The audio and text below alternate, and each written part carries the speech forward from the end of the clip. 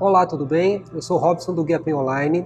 Hoje eu estou aqui com Ricardo Guedes, responsável pelo grupo beneficente José Nunes Feller, que vai contar um pouquinho do seu projeto para a gente. Tudo bem, Ricardo? Tudo bem, é um prazer estar aí sendo entrevistado pelo Guia Penha. Como surgiu, Ricardo?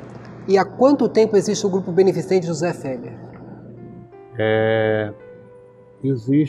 Foi fundado em 2003, mas antes nós fazemos reuniões em diversos lugares, algumas garagens, e começou com a equipe de Dr. Adolfo Bezerra de Menezes.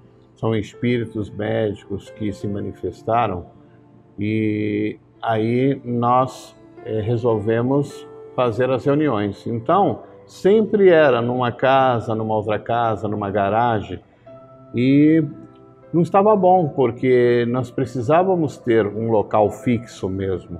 Isso demorou um pouco, e até que veio um momento que a gente alugou aqui na rua Francisco Coimbra, no bairro da Penha, o imóvel. E foi até com muita dificuldade, não foi fácil, e nós começamos as reuniões. Então nós tínhamos o evangelho não aberto ao público e tinham os atendimentos com a corrente médica, com o próprio espírito José Nunes Feller, um grande orientador. E as reuniões começavam com 60 pessoas, e ele dizia: olha, se prepara porque vai vir muita gente ainda. E eu não esperava. E gradativamente foi aumentando de 60 para 120, para 200, 300 e chegou a 900 pessoas. Demos muito trabalho aí para o CT, porque a rua parava, incomodou alguns vizinhos, tivemos alguns problemas na época, então não era fácil. A casa ela não abrigava todo mundo e as pessoas tinham que ficar na rua. E o trabalho dos seguidores, né, os tarefeiros de Dr. Adolfo Bezerra de Menezes, entre eles o Dr. Augusto, sempre reuniu muitas pessoas. Mas o fato de reunir muitas pessoas é assim: aonde o Chico Xavier passa, se reúne muitas multidões. Eu, de criança, com a mamãe, eu frequentei algumas vezes lá no grupo da prece, no centro do Chico Xavier, as reuniões, onde tinha ali o evangelho, onde tinha as psicografias. E depois, com 13 anos, a mamãe desencarnou e aí eu parei, me desliguei completamente. Mas depois de uns anos eu casei, e com praticamente 2 anos de casado começou a se manifestar essas manifestações mediúnicas. E aí tudo começou, a minha procura, a minha busca para ir a um centro espírita, para que pudesse desenvolver melhor, compreender melhor aquelas manifestações, né? Então foi uma corrida de muitos lugares que eu fui, mas não foi brincadeira, porque não foi bem aceito em um, não foi bem aceito em outro. Aí resolvemos fazer as nossas reuniões mesmo, particulares, e sempre lhe orientando: não, precisa ter um local, onde tem essas reuniões, precisa ter endereço fixo. E orientação também que ele me pediu para que eu tivesse uma disciplina, e essa disciplina fundamentada no Evangelho segundo o Espiritismo. Porque as pessoas falam que médium é espírita. Não, existem médiums que não são espíritas, são espiritualistas. Por que eu digo espiritualistas? Porque eles não seguem o espiritismo. E seguir o espiritismo, nós temos que acompanhar e agir de acordo com o Evangelho segundo o Espiritismo, agir dentro dos padrões que está ali escrito para nós, fundamentado no Livro dos Espíritos e no Livro dos Médiuns. Mas também tem toda a obra de Kardec, que tem a Gênese também, tem diversas obras que Kardec deixou para nós. Então, quem segue toda a obra de Kardec que foi codificada, não foi inventada por ele. Por exemplo, o Evangelho segundo o Espiritismo, ele não é nada mais do que os 4 evangelistas escreveram. E nós seguimos também São Vicente de Paulo, né? Nós seguimos também Santo Agostinho, nós seguimos São Francisco de Assis, nós seguimos esses benfeitores que a Igreja Católica tem muito claro ali, que tem muitas pessoas devotas, né?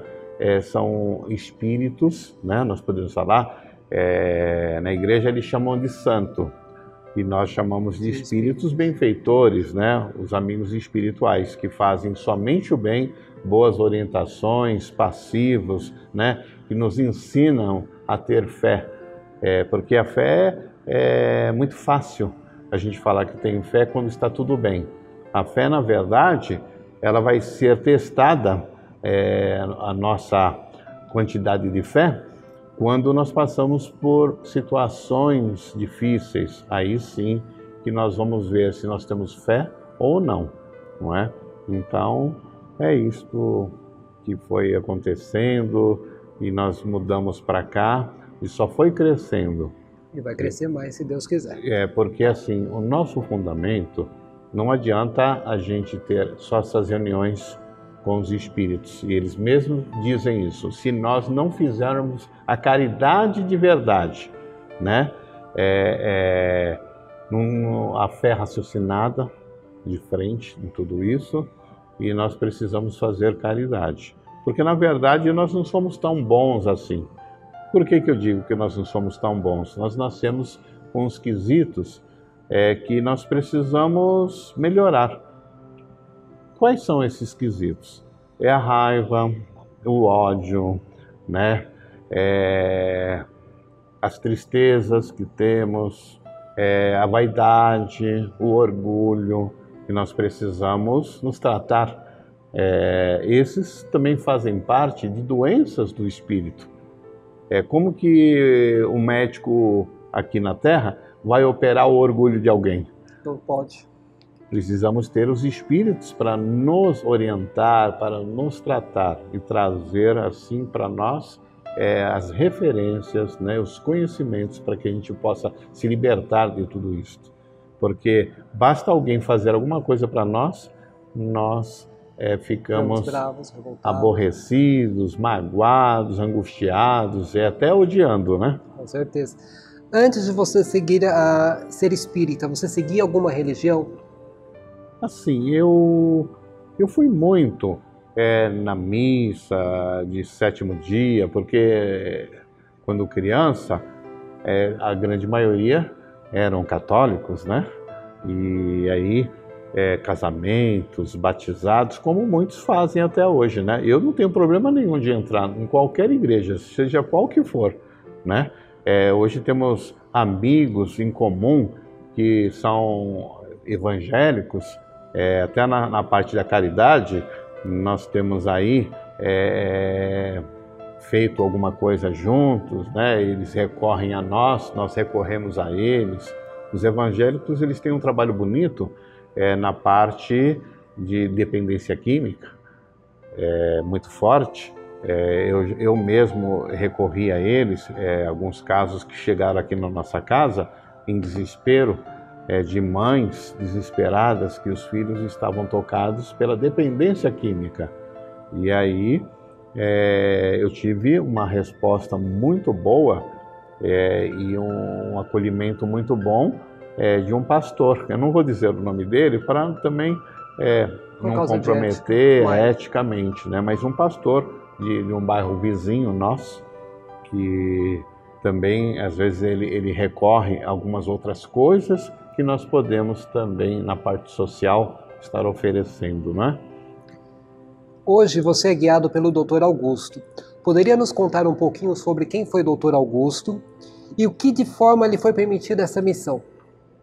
Sim, Dr. Augusto, quando começou essa mediunidade, o primeiro espírito que se manifestou foi Dr. Augusto.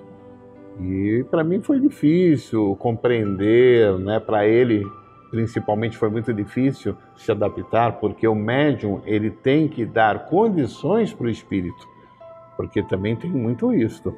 Não é o espírito que toma assim, dessa maneira, não. Se o médium não colaborar, fica muito difícil para o espírito. Então nós precisamos de orientações, né? Nós precisamos também de muita ajuda, o médium. E o espírito, ele depende da colaboração. Por exemplo, eu vou explicar uma coisa. As pessoas falam assim, um espírito obsessor, ele, se não tiver um encarnado, ele não tem condição de fazer mal para uma pessoa. Um espírito benfeitor, ele precisa de um encarnado, uma pessoa encarnada para poder ajudar. E um espírito obsessor precisa de uma pessoa para fazer o mal. Se não tiver um ser humano encarnado, ele não consegue fazer nada. Então ele precisa sempre de um intermediário. Quem é intermediário? Um médium. Então todos somos médiuns, porque às vezes nós somos tocados pelo mal. E este mal, nós precisamos observar que às vezes nós temos comportamentos agressivos, né, mal criados.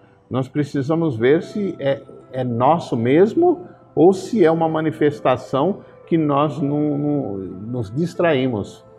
Por isso, o Chico Xavier sempre falava assim, orai e vigiai, porque a todo momento, e os grandes religiosos que não são espíritas também acreditam nisto, nós temos que orar e vigiar, porque a qualquer momento nós podemos estragar uma festa, uma reunião, por interferências. Isso acontece às vezes, aquela família reunida, os parentes, e aí uma palavra infeliz acaba com toda aquela reunião, aquela festa, né?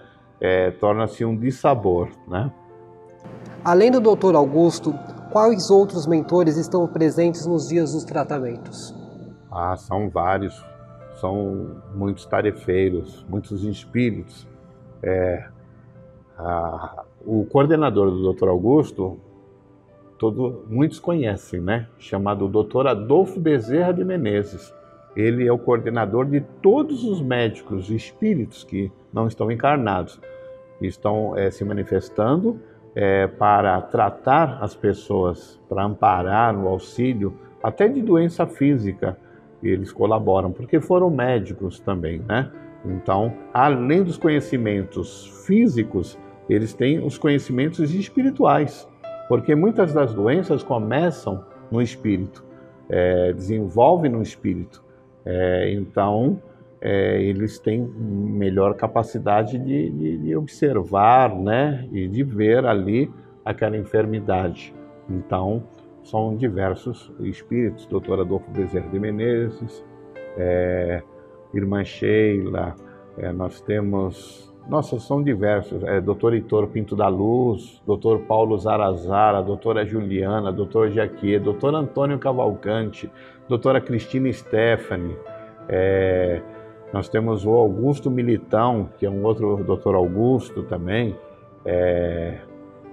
entre eles vários. Eu vou ficar aqui essa entrevista toda falando, são diversos, e assim, às vezes a pessoa chama muito pelo Dr. Augusto aqui, alguns irmãos não compreendem muito, às vezes é outro espírito que está trabalhando, e eles chamam até de Dr. Augusto. Eu acho até graça nisso, porque são diversos, porque às vezes o Dr. Augusto está em tarefas em outro lugar. E aí as pessoas acreditam que aquele é o Dr. Augusto, e não é. Mas também para o espírito, não importa, né? Não existe essa coisa, não sou eu sou o espírito tal. Para ele, para esses espíritos que trabalham na corrente do Dr. Adolfo Bezerra de Menezes, o que importa é vir e trabalhar em nome de Jesus na tarefa do bem. Então eles estão em busca também da evolução. Então eles são intermediários porque é muito difícil a gente compreender Jesus. É muito difícil.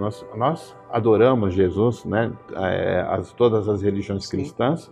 Ele é o todo, né? O divisores de água para o bem, né? É o nosso mestre maior aqui, depois de Deus, né? É Jesus. Então nós só conseguimos compreender Deus através de Jesus. Então, ele traduz um pouquinho de Deus para nós, que ainda é complicado. Porque se a gente não compreende nem os ensinamentos de Jesus, eu digo isso porque às vezes nós temos atitudes infelizes e contra tudo aquilo que Jesus pregou, em momentos infelizes, né? Então imagina esses espíritos trabalhando na disciplina de Jesus, na moral que Jesus prega. Então é muito prazeroso. Então me entrego, me dedico. Eu tenho recebido muito, mas muito amor, muita paz. As pessoas sempre me perguntam nas questões materiais e eu digo assim, olha, eu estou satisfeito com o suficiente, porque estou agora desfrutando de muita paz. Eu até digo, se eu desencarnar amanhã, eu me sinto até com missão cumprida, porque aqui nesse endereço assinar um livro, isso é constatado mesmo, mais de 2,5 milhões de pessoas que passaram aqui. De pessoas que passaram aqui, do mundo inteiro, pessoas dos Estados Unidos, da América do Norte, pessoas da Espanha, Portugal, da Argentina, fora pessoas do Brasil inteiro que já vem no nosso bairro Penha. Então a Penha está conhecida mesmo por essas tarefas. Pessoas do Japão, muitas pessoas elas conhecem. Nós temos a nossa rede social, nós nos comunicamos com o mundo inteiro. Existe uma tarefa aonde os tratamentos são enviados pelo correio, as pessoas mandam também os e-mails, né? É uma coisa bem lembrada, gente. Não se cobra nada. Essa paz eu tenho. Todas essas pessoas que vieram aqui, não é cobrado nada. Ah, mas uma água fluidificada? Não cobra. Eu e os amigos mais íntimos que patrocinamos tudo isso. Então, se alguém falar aqui, eu fui lá e gastei um dinheiro, esquece, porque quando a pessoa está carente, quando a pessoa ela está em desespero, ela paga qualquer preço para uma melhora. Sim. E Jesus não ensinou isso, ele ensinou nós fazermos o bem, não importa quem, e sem cobrar de ninguém, não é? Então, esta paz eu tenho. É verdade, que é o principal, né? Exatamente. O que leva as pessoas a buscarem um tratamento espiritual?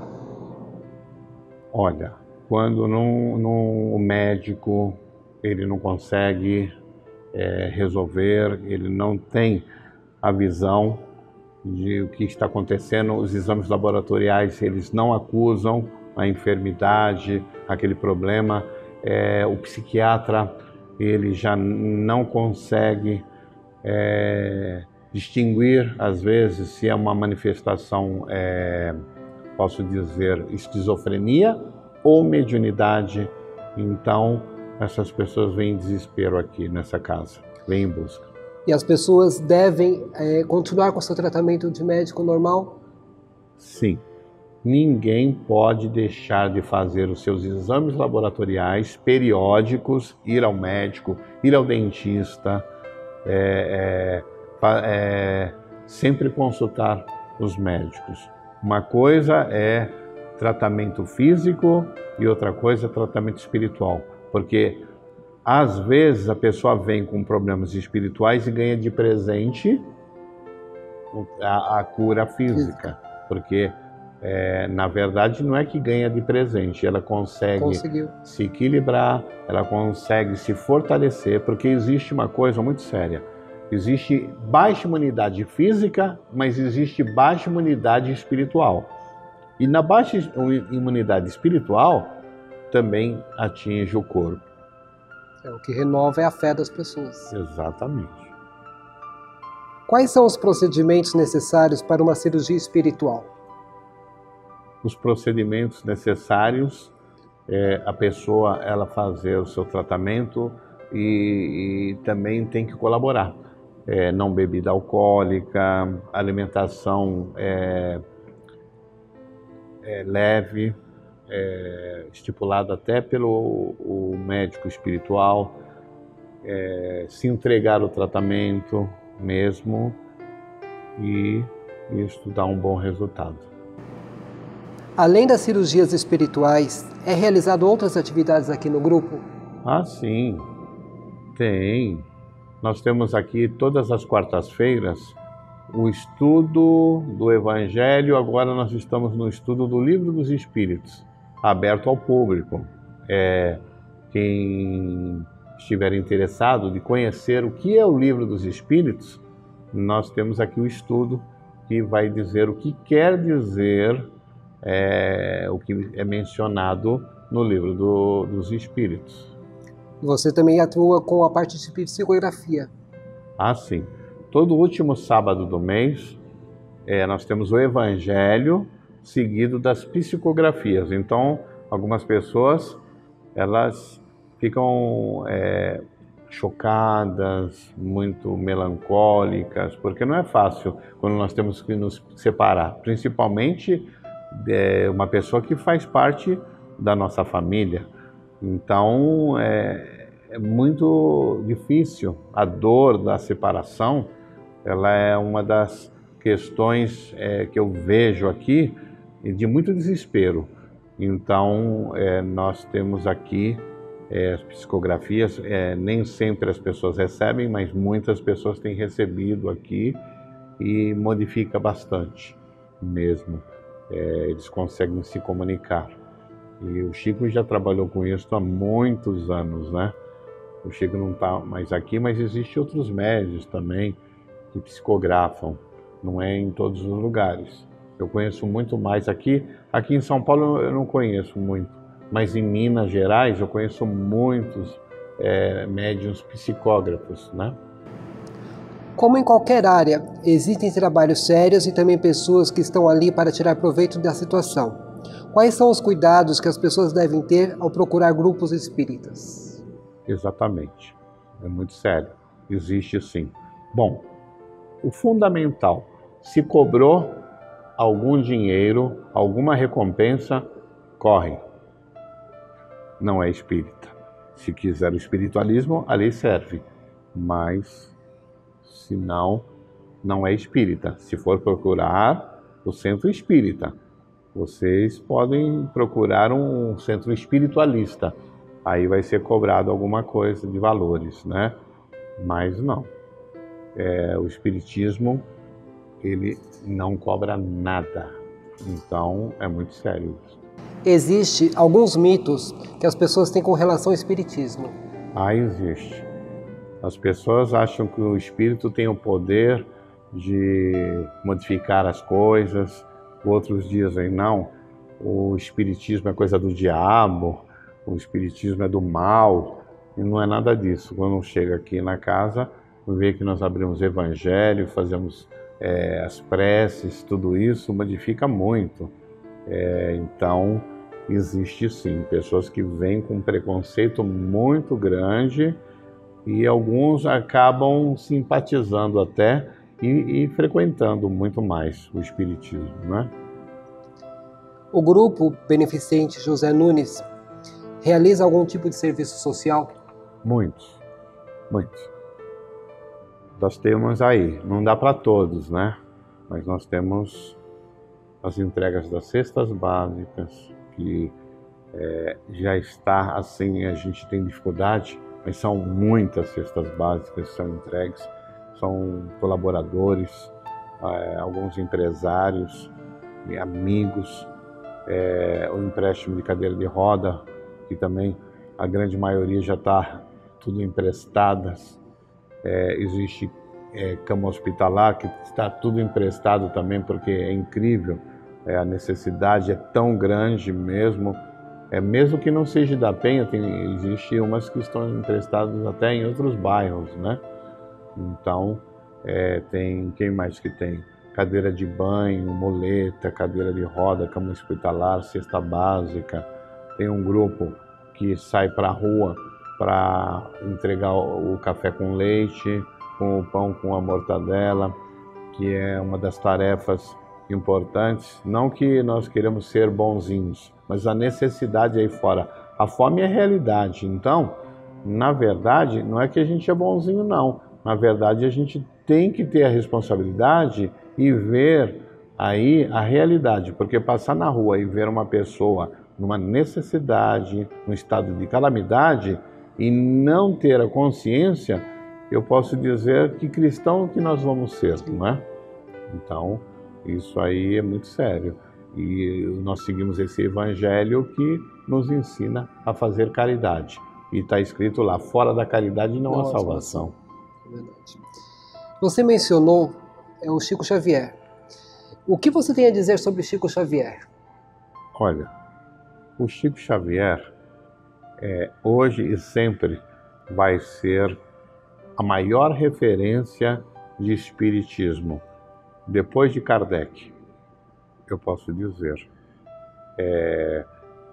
Eu não posso também ser desonesto falando isto. Temos que lembrar também de Eurípides Barçanufo, um amigo do Chico também, que o Chico gostava muito dele, que é o senhor Espartaco, e que fundou o Centro Espírita Batuíra. E eles têm um trabalho muito grande, até um trabalho fortíssimo de profissionalizante, de panificação. As pessoas aprendem a fazer o pão, ser padeiro, confeiteiro. E um trabalho que teve também, que nós sabemos aqui em São Paulo, da Casa Transitória, né, que foi o senhor Gonçalves, que ele já desencarnou. E infelizmente ela está precária, não está mais com os cursos profissionalizantes, o acolhimento que tinha antes. Mas enquanto o senhor Gonçalves trabalhou, eu acho que foi a segunda casa reconhecida mundialmente benfeitora, que faz o bem, na época do senhor Gonçalves. Por orientação de Dr. Bezerra de Menezes, do Chico Xavier, que eles foram muito amigos também, né? Então, existe outros, eu não posso dizer, né? Nós temos aqui perto a Casa de Davi, né? A Casa André Luiz. Eu não posso dizer que existem muitos outros aí fazendo o bem, né? Nós temos, eu não posso também dizer nada, porque nós temos aqui perto o abrigo dos velhos Bezerra de Menezes, que quer queira ou não, os velhinhos da Penha são acolhidos lá, né? Então nós precisamos também citar que é os nossos vizinhos. Nós temos aqui a casa de oração, aqui embaixo, que é do senhor Enio, que ali é um albergue que acolhe crianças com câncer e um acompanhante, a mamãe, né, a família ali, de pessoas que recorrem ao Hospital das Clínicas e não tem dinheiro para pagar hotel para fazer o tratamento e tem que ficar em São Paulo, aqui nesta rua, né?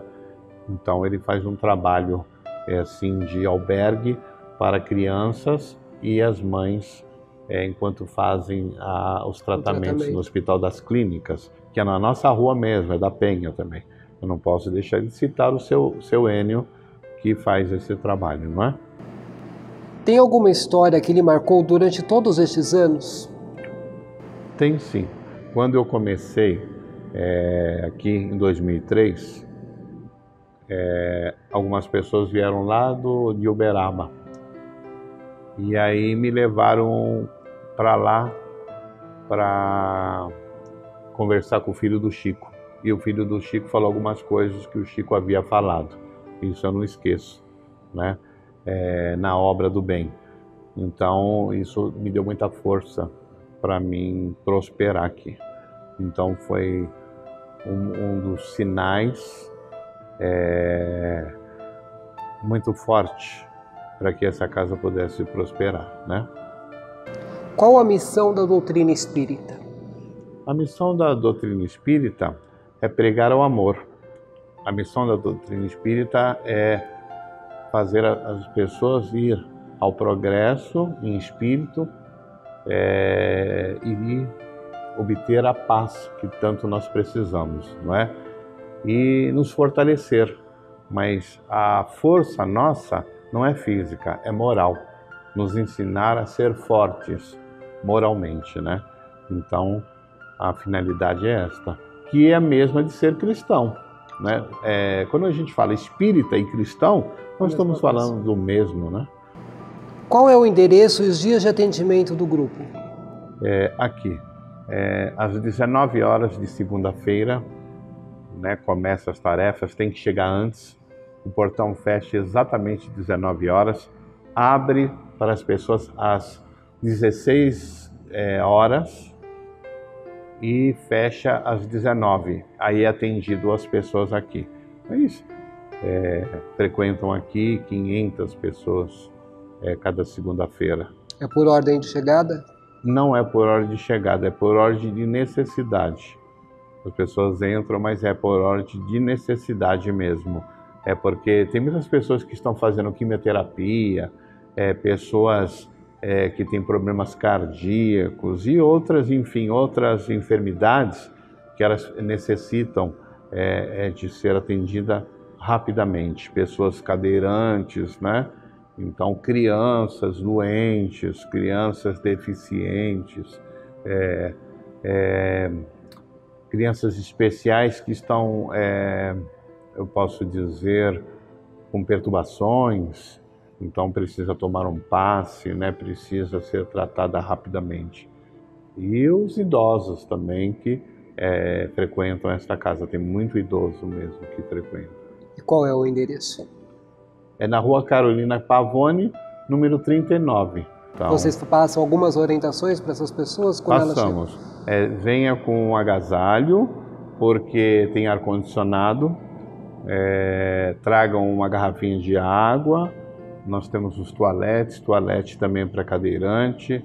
E aguardar com paciência em vibração e oração, até ser atendido, né? E ele atende um a um, todos são atendidos. Para finalizar nossa entrevista, deixe uma mensagem para os moradores da Penha. Uma mensagem? Eu posso dizer que a Penha é um bairro maravilhoso. Eu praticamente nasci no Tatuapé, mas fui criado na Penha, nesta mesma rua Francisco Coimbra.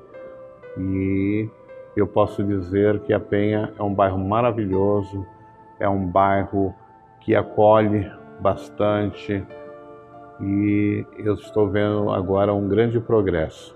E eu desejo para todos os moradores da Penha muita paz, que possam, como os antepassados que estiveram na Penha, ter prosperidade nas suas famílias, que possam ter saúde, que possam estudar, possam ser cidadãos do bem, porque nós temos muitas pessoas em todos os lugares do mundo penhense. Eu estive na Itália e encontrei 2 penhenses. Ah, que legal. Né? Quando eu fui para Roma, chegou lá no aeroporto e encontrei pessoas da Penha. Estive na Argentina e encontrei pessoa da Penha. Já fui para diversos lugares e sei que muitos penhenses estão residindo hoje em vários lugares do planeta. Então, penhense tem em diversos lugares e que continue assim, que possa prosperar as famílias penhenses. Eu desejo muita paz. Nós oramos por todos da Penha sempre nas nossas tarefas. E que tenham muita saúde.